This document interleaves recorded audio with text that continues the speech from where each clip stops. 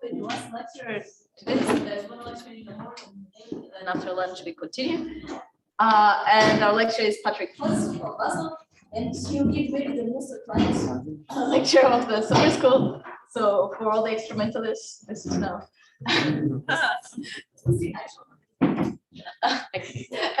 So Patrick will tell us about superconducting circuits and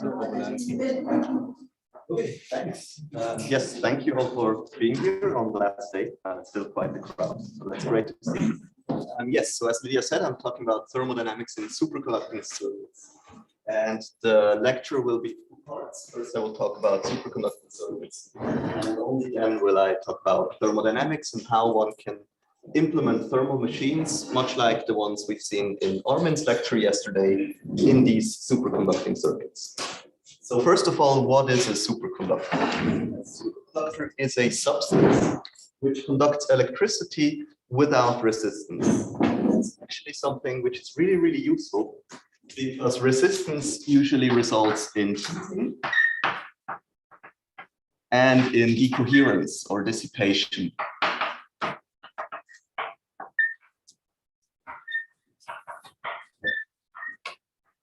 And a superconductor allows us to avoid these things if we choose so.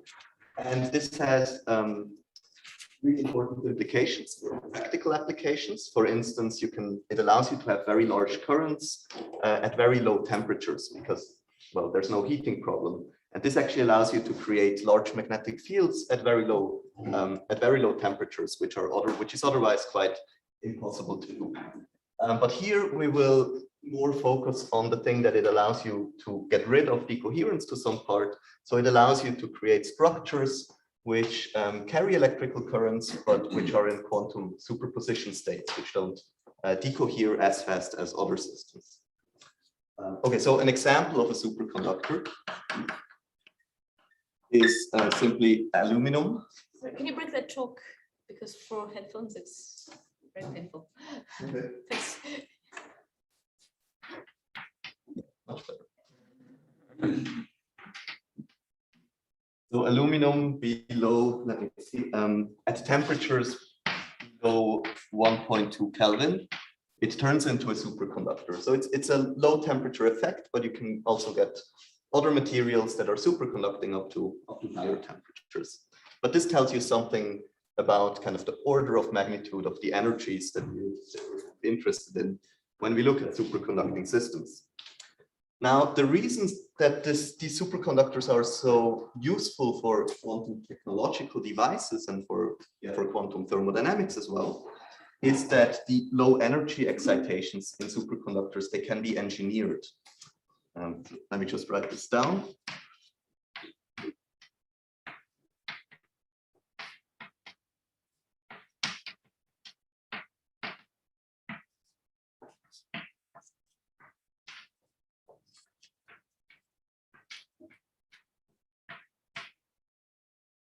So what this means, in other words, is that we can engineer a Hamiltonian that we want. Of course, there's constraints, and we will see some examples, but we have quite some freedom in engineering the Hamiltonian that we want, and that's exactly what we want to have some quantum technological devices or quantum thermal machines. We want some Hamiltonian that fulfills certain properties. Okay, so why does this work? Why can we engineer the low energy excitations? So to see this, let's first look a little bit at the ground state and the excitations that are present if we just take a bulk superconductors without doing any engineering. So the ground state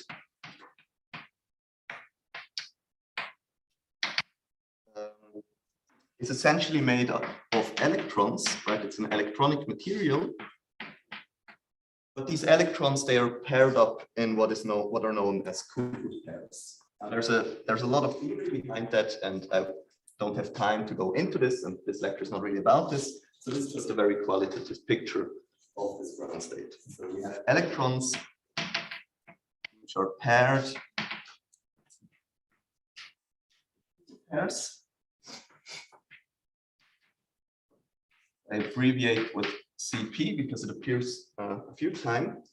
And then all these Cooper pairs actually have the same energy. And it's simply 2 times the chemical potential of the material. So that doesn't really matter what exactly the energy is. The important thing is that we have these pairs that are in this material, and these pairs all have the same energy. So we can draw a little sketch of some superconductor S, and then there's electrons in there, and they come in pairs. Right. And then they move about in this superconductor. Okay, but more interesting than the structure of the ground state is what are now the excitations that we find in such a superconductor. Because of course, if there's excitations present, then it's going to be more difficult to put the engineered excitations there.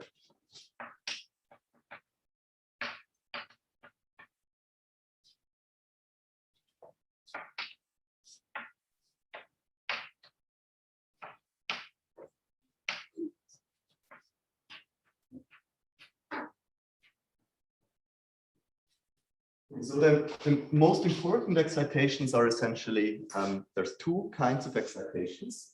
So the first one is breaking such a pair. We can try to break up such a pair that we get back to independent electrons again.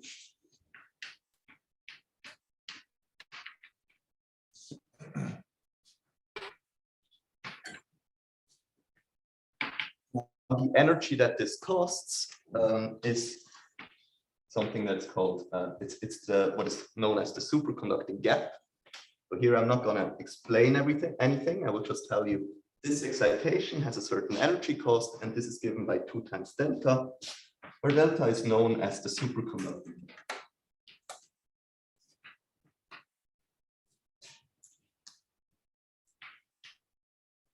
Okay, so this would be illustrated like we take a pair, and then we take out the electrons of this pair, and then there are individual electrons, which are individual degrees of freedom, but we have to pay this energy to do so. So we're no longer in the ground state, but we're in an excited state that has this energy.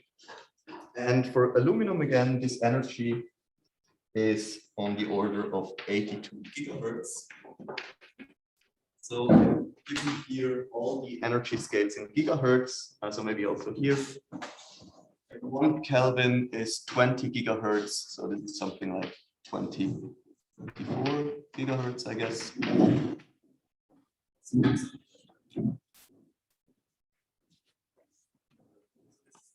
This is one of the excitations that we have in these systems that are present. So, so then what else can happen?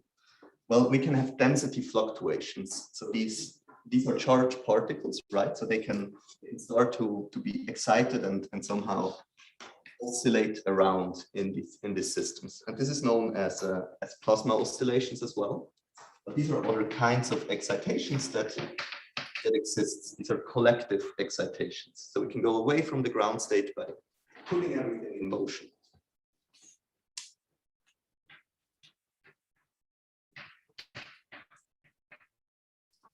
Now, these density fluctuations, well, they have their energy is determined by what is known as the plasma frequency.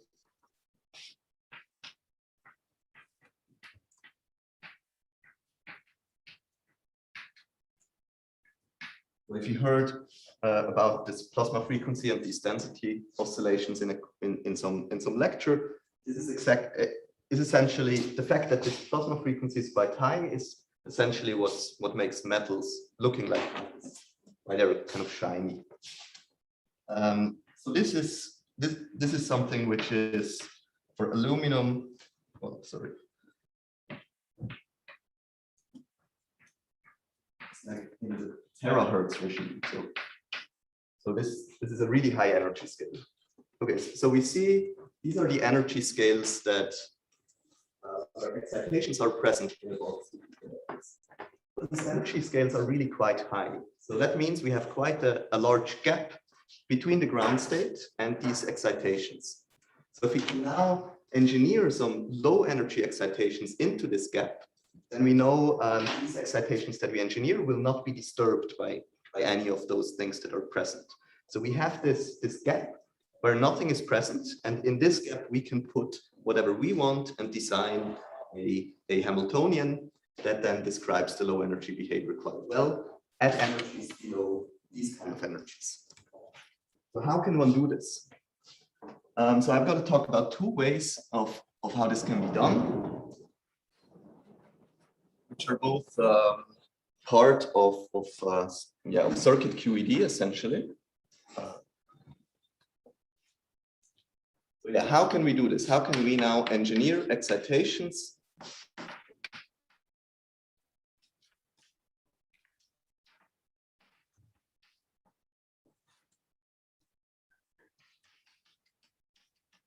such that we design our Hamiltonian of choice for our device, for our quantum thermal machine, for instance? So the first way of doing this is we can actually couple two different superconductors. So this is what was just about one bulk superconductor, but now we can couple two of those and see what happens.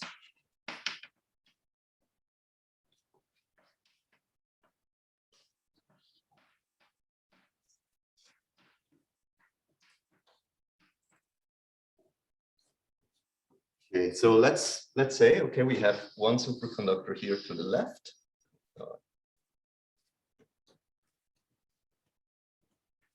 One superconductor we have here, we say, okay, it has some number of Cooper pairs in here, which we call NL. Then we put an insulating barrier here. It's an insulator. And we put another superconductor here. Let's say this is our superconductor left, the right superconductor, which initially has NR Cooper pairs in there. And then we allow Cooper pairs to tunnel back and forth through this insulating barrier. So this is a tunnel barrier for the Cooper pairs. So, okay, and we want to keep track of how many Cooper pairs move back and forth. So we can insert, so yeah, after a certain time, maybe let's say n Cooper pairs moved from left to right. So we have n Cooper pairs less in the left superconductor, and we added n Cooper pairs on the right. And now we introduce an operator which keeps track of this number n. So this counts the number of Cooper pairs that have tunneled from left to right.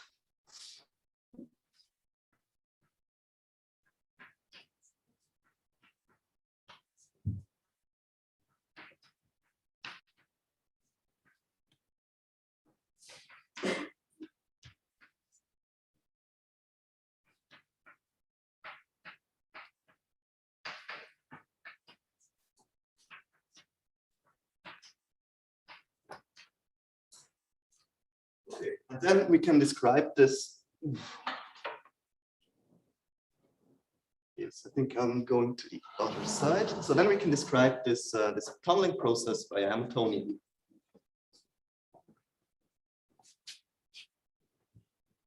And this Hamiltonian, so this structure is known as a Josephson junction. So this Hamiltonian is called the Josephson Hamiltonian. I'm going to put a J here. Okay, then there's some energy scale that determines kind of the rate at which these Cooper pairs tunnel. And then we have a sum here over n. We have one term where the Cooper pairs tunnel to the left. So n is decreased by 1. And we have the Hermitian conjugate where n is increased by 1, so where a Cooper pair tunnels to the right. Okay, and now this sum here, we let it run from -infinity to infinity. So we assume that we have very large superconductors. Now this is of course an idealization. This implies that we have infinitely large superconductors, but it turns out that this is a a very good description, because usually you have some way for the Cooper pairs to escape in the external circuits that you attach to your system. So you can describe your system well as being infinitely big superconductors. And mathematically, allowing that this sum goes from minus to infinity is just very, very convenient. So you can control the EJ by controlling the width of the insulator? Yes, in principle, yes. Of course, if you manufacture such a thing. Yeah. Well, Already has the but it turns out that there is a way of creating the same Hamiltonian with a tunable EJ, where you can tune your EJ by a magnetic field. It's called a SQUID, superconducting quantum interference device. And it's made of two such junctions which are arranged in a loop. And it turns out that this may behave just as one such junction with a tunable EJ. So you can think of this as being tunable, but if you think of this particular most simple architecture, then it's fixed by the device fabrication. Yes, good. Please ask questions whenever something comes up. Okay, now we simply rewrite this thing by introducing something that is known as a phase operator. So I'm simply going to introduce a new operator in this way here.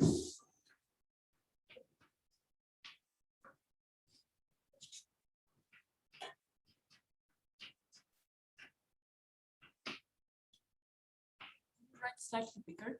Yes.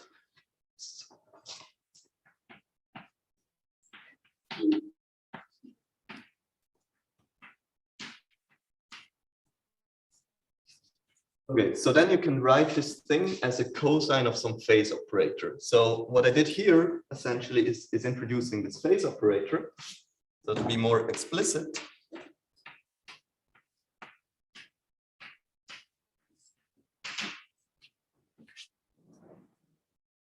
this phase operator is defined such that e to the I theta is equal to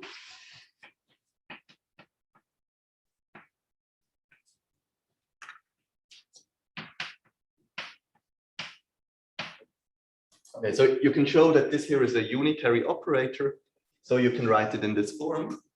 But it actually only works when n really goes from minus infinity to infinity. That's why it's so convenient to have this. Well, what would that mean? What would negative values of n mean? Because if n is the number of Cooper pairs, what would the negative number of Cooper pairs mean? So n is the number of Cooper pairs that come. Right, okay. Right, so it's just going the other way.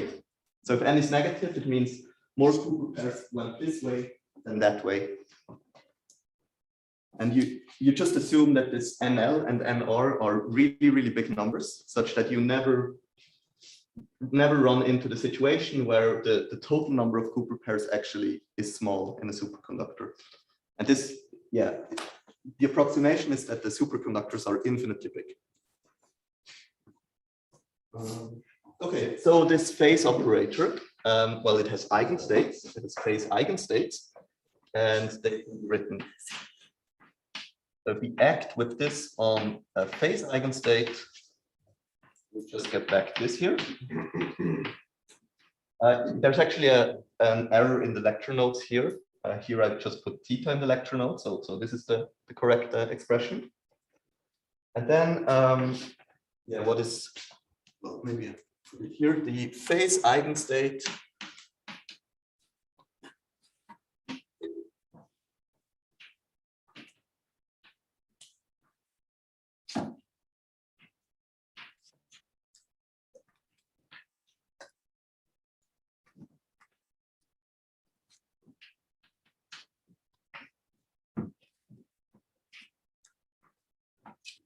Okay, so the phase eigenstates are superpositions of all possible n states from minus infinity to infinity with these different phases. So you could think of this as looking a bit suspicious and unrealistic, but it turns out that such Josephson junctions are actually really well described by such phase eigenstates and phase operators. So Yeah, while mathematically it might look a little bit strange to do that, and it might look unphysical, it turns out that it is actually very physical in these kind of scenarios. Okay, now we can add one more ingredient. Let me see. Yeah, so now I'll have to go over here. Okay, we can add one more ingredient here to this to the Josephson junction. And this is, we can now put an external circuit. Let's say what we do is we attach a voltage source here. The voltage source is usually two bars, one larger, one smaller. And yeah, so there's a voltage source here.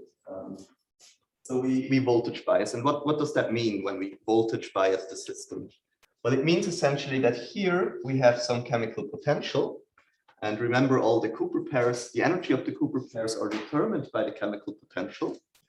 And on the right-hand side, we add the electronic charge times the voltage to this chemical potential. So we shift the chemical potential between the two superconductors.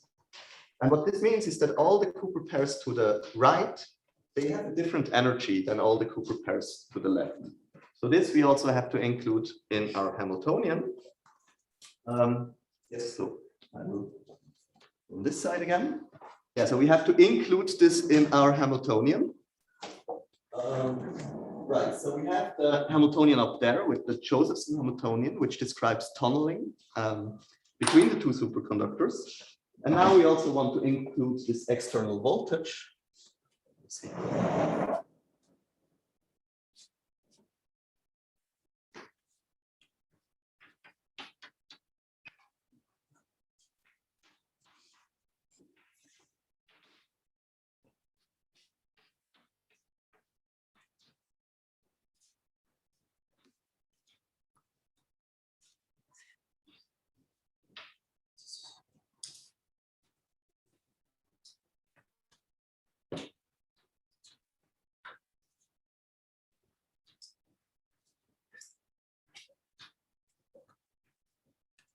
So we have the tunneling part, the Josephson Hamiltonian, and we have the fact that each Cooper pair on the right gets this extra energy 2 eV.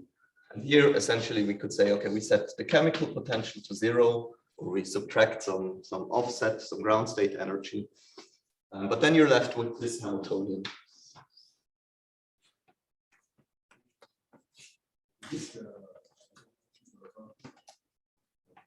So the question is if this is an AC voltage. No, so this is a DC voltage. It's a continuous voltage. Yes, I'm not going to talk about AC voltages at all in this lecture. But yeah, good question. Yes. Sorry, maybe this is trivial, but how do I see that that's on the right and not on the left? Like 2E, like why? How do I know that? I'm now tunneling to the right and not in the other direction, just by looking at Hamiltonian. Well, it depends on how your phase operator and how your N are defined, right? Here I defined N as the particles that tunnel to the right. Ah, okay. So if one particle tunneled to the right, it increased in energy by 2 eV. Yeah. So that's why it's in the definitions of these quantities. But you're free to choose, however. Then you have to get the signs right. There's a question here. What's the need for external voltage if you don't have a current flow anyway due to phase difference across superconductors in equilibrium? Well, so of course, we're going to look at situations where we're not in equilibrium. And as soon as you have a voltage, we are not in equilibrium anymore. So the need for the voltage is not really clear here, but I just introduced it and I will tell you how it's going to be useful later on. But it's useful to be able to have this term in the Hamiltonian. And because the voltage is something we can control, right? It's something we can change. And this gives us one knob to then engineer the different excitations that are relevant. Yeah, so then we can look at the Schrodinger equation, right? So this is now kind of it behaves as a closed system here, even though there's this external circuitry. And the reason for that it approximately behaves like a closed system, is that we are dealing with superconductors which current can flow without any dissipation. So this is really nice. So we can, at the moment, we don't really have to worry about any environment or bath or the coherence. We can just look at what this Hamiltonian, what kind of dynamics it induces.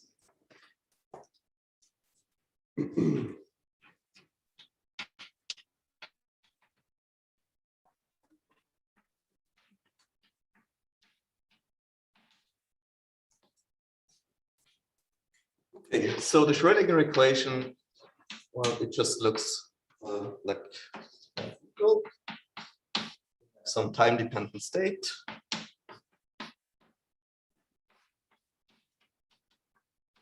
And yes, I'm not gonna go into any details. I just give you the solution to this equation for this Hamiltonian.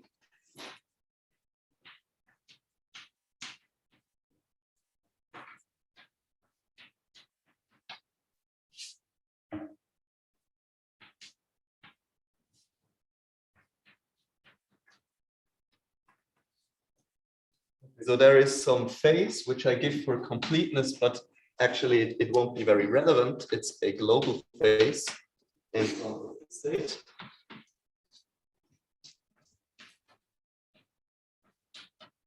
Okay, so there's a global phase that we don't really care about.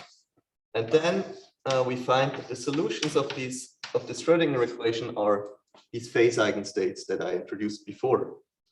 And these phase eigenstates with a time-dependent phase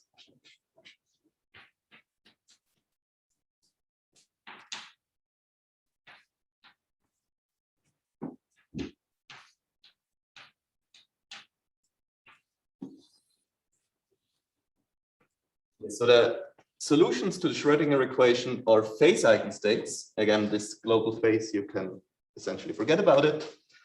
But this phase in the state here, this has this time dependence. So it's determined by the voltage. It's essentially the time integral of the voltage, but the voltage is constant. So it's just 2eVt plus some offset, whatever the phase was at zero temperature. And this is also known as the second Josephson relation.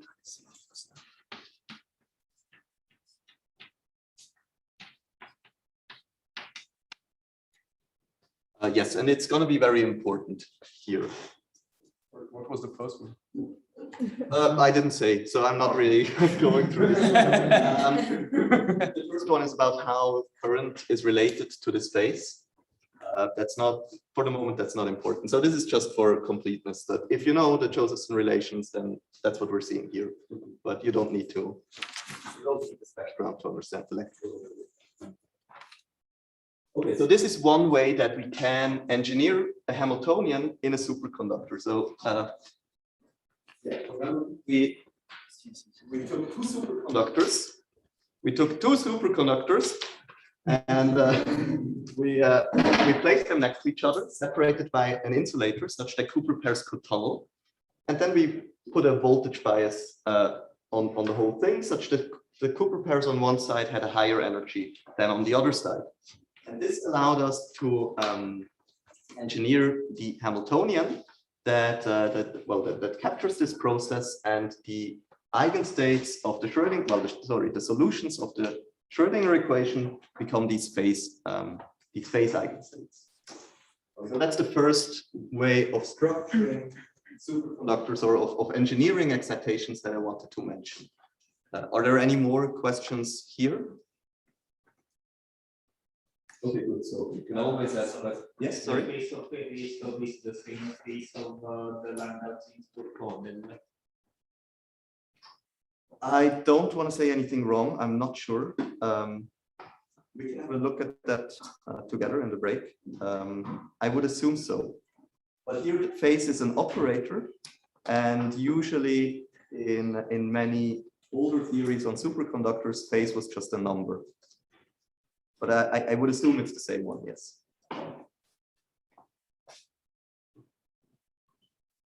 Okay, so what's the second way of engineering excitations? The second way might actually be a little bit easier, or well, not in practice, but conceptually. And it's just to put some structure on the superconductor.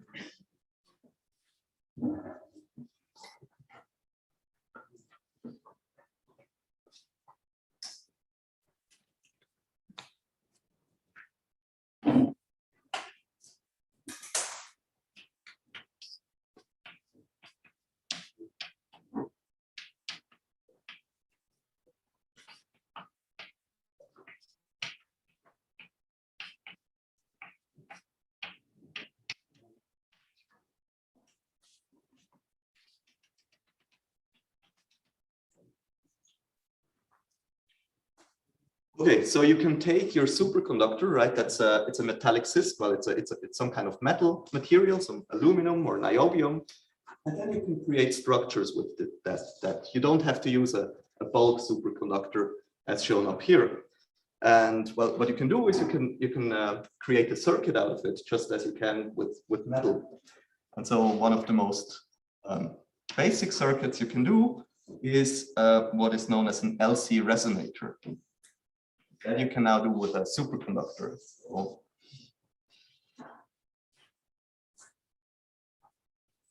Okay, so you can create a structure like this, where you have a capacitor, so two plates, and on the other side you have some inductance, simply a coil. And then what's going to happen is that on these conductor plates, charge can accumulate. So we've seen before that these density fluctuations, they're not really possible in bulk superconductor, because the plasma fluctuations are so high. But here, because of the structure that we make, we can accumulate charges on this plate, because it's going to be compensated by negative charges, which are very close by, right? So one can do this. And then one has, of course, some electric field.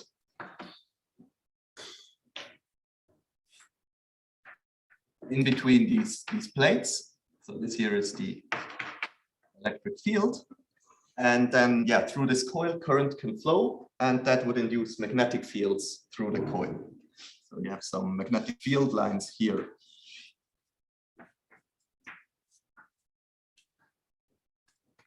Okay, then what can happen is that this thing can resonate. So you can get charges that kind of flow from that. Well, charge accumulates here, and then it flows back and accumulates here. It goes like back and forth. It's like a lot of charge that sloshes back and forth, and this results in a fluctuating electric and magnetic field. And well, we can write down the Hamiltonian for this system.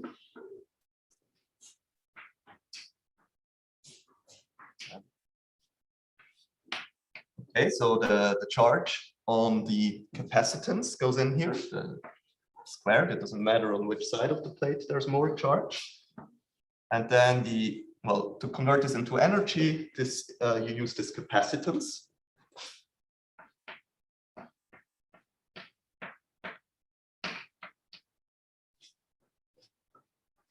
And then also the energy of this inductance goes in there, and that's determined by the flux through this coil. So this phi is the flux through the coil, and here you have 2 times what is known as the inductance.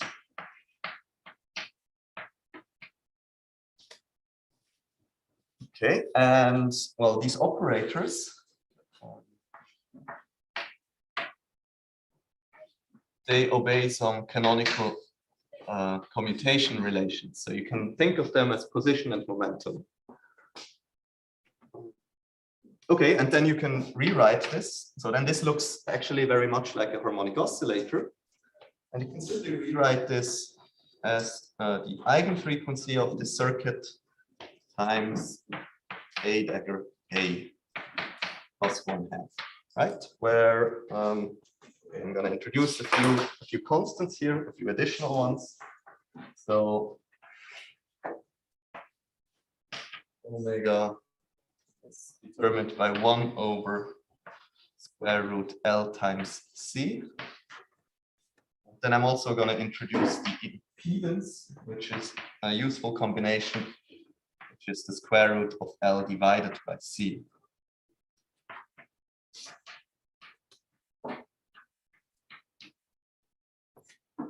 Okay, finally, these ladder operators are the usual ones that we know that obey these commutation relations. And in terms of the other operators, they can be written like this.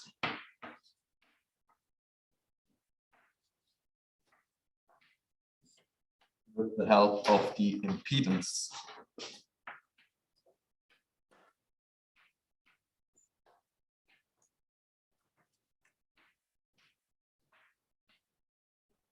Okay, so yeah, as we've seen here, by these charges which slosh back and forth, you can have these fluctuating electric and magnetic fields. And well, a fluctuating electromagnetic field can be described by a harmonic oscillator, usually, where the photons in this field are the elementary excitations.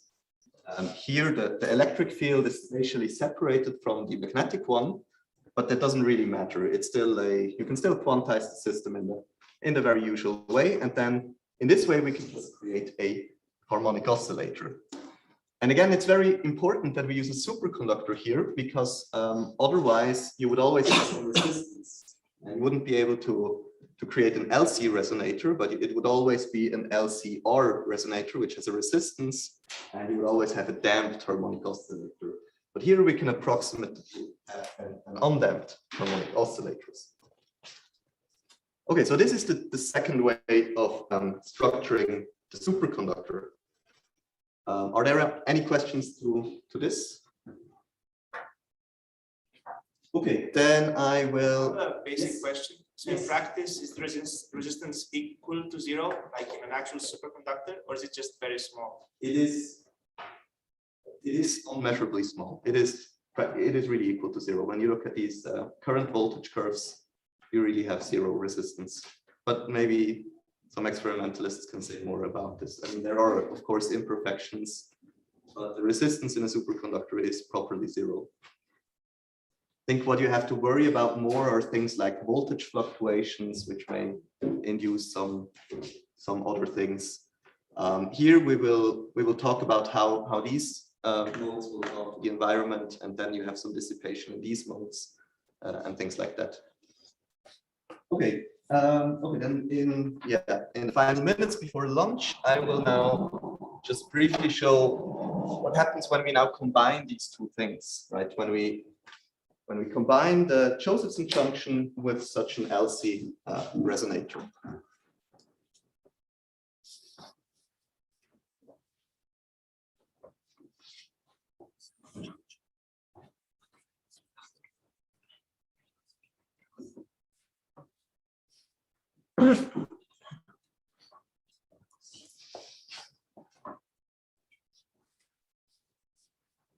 Okay, right. So we have seen we can create this Josephson Hamiltonian. We can create a harmonic oscillator Hamiltonian. Now, what happens if we combine the two?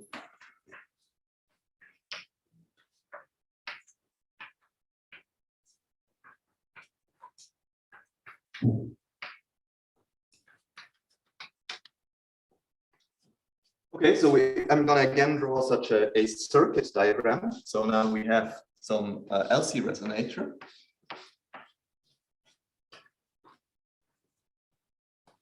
And then in series to this, we have a Josephson junction. And a Josephson junction is usually just denoted by a cross. And then we voltage bias the whole thing on top of that. Okay, so first, I will just give you the Hamiltonian of this thing. I'm not going to derive it.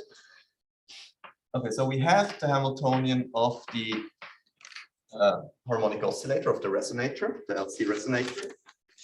We have this 2 EV times N. So when on one side of the Josephson junction, the energy of the Cooper pairs is higher than on the other side. And then we have the Josephson Hamiltonian, but this one looks now a little bit different.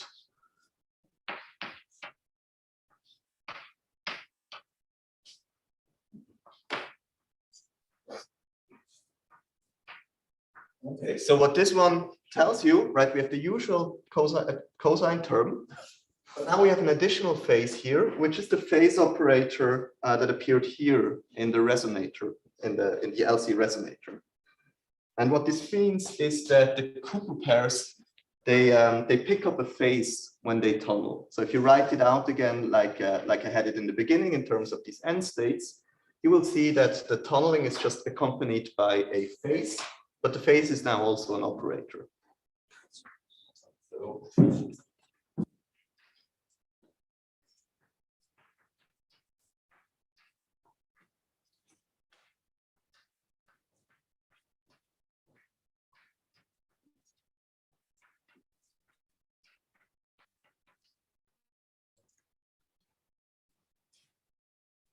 okay, and then what physically can happen here is what is known as photo-assisted Cooper pair tunneling. So I'll briefly sketch what that is.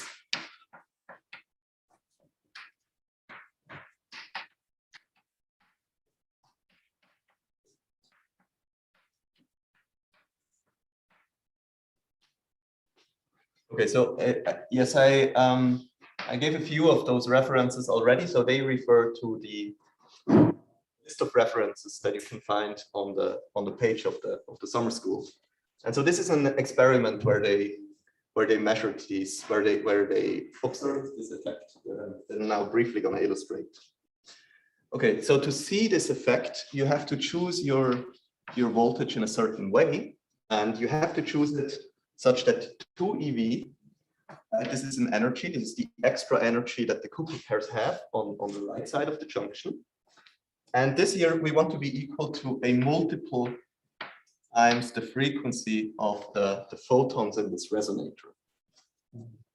Then what can happen essentially is that, okay, your Cooper pairs, so on the left of the Josephson junction, you have this chemical potential mu.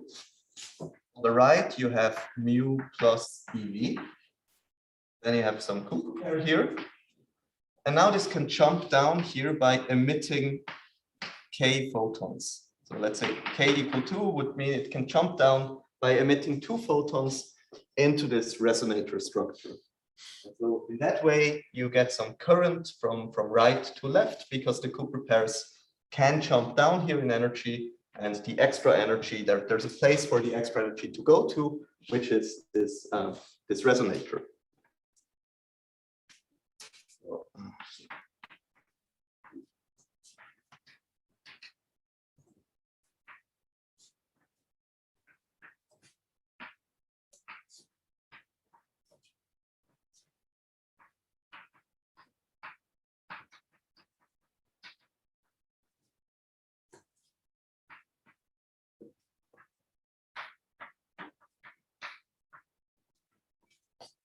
Okay, yes. So now, before we looked at the Schrodinger equation, right, of a Josephson junction. Now it's actually more useful here to look at the von Neumann equation of this structure, even though so far we only have a Hamiltonian. Just small question. Yeah. I mean, at K equal 2, for instance, I mean, these photons, they come out correlated with each other?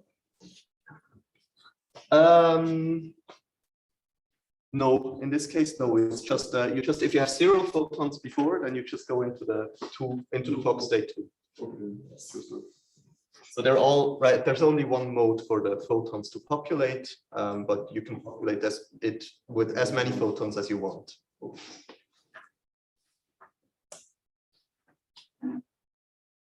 So there's a question, can you just repeat what the 2 phases are? Yes. These are the 5. Yes. So, okay, so here we have the phase operator from theta, right? So this is just essentially describing the Cooper pairs that tunnel from one side to the other. You can describe this with this phase operator because this here is a unitary operator. The other phase, I have to go over here. So the other phase, the phi, is the flux that is associated to this inductance here. So it's, if you think of this resonator as a harmonic oscillator, then it's the position or momentum, your choice, of this harmonic oscillator. So it's an extra phase that the Cooper pairs pick up when tunneling. But this extra phase is an operator which is determined by the resonator. Okay, so then I think I don't want to stop you from lunch, so maybe we can do the von Neumann equation after lunch, and this is a good time to stop. Are there any more questions before lunch, or otherwise we take it after? Let's thank Patrick.